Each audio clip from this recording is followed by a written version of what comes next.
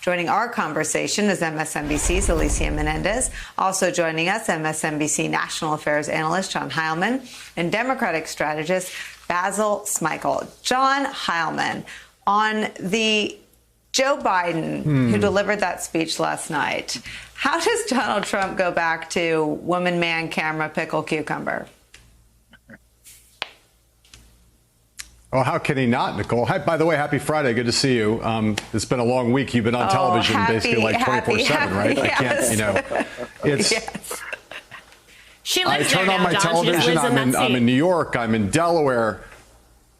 Doesn't matter where I am. You're always there with me, and it makes me. It's just the one comforting thing in my existence. So it's nice to end the week with you. I don't understand. Look, Donald Trump is Donald Trump. He's the atomic. He's the broken atomic clock of politics. He's always going to be Donald Trump. He doesn't have anywhere else. He can't be anything other than what he is. But I think the question that you're asking, which is the right question, is like, how could a rational human being, again, someone other than Donald Trump by definition, think that the strategy, the tactics, the personality, the mode of presentation, the character, all of that, the political persona that has been his leitmotif, the way he's behaved for these last months during this pandemic, how could he possibly think after seeing Joe Biden last night give, I would say, the best speech of his life? And as you know, I've been covering Joe Biden since 1987, which will tell you how old I am, like 112. But I think he gave, in terms of both the stakes, everybody's been reviewing it all day, so I won't waste a lot of time.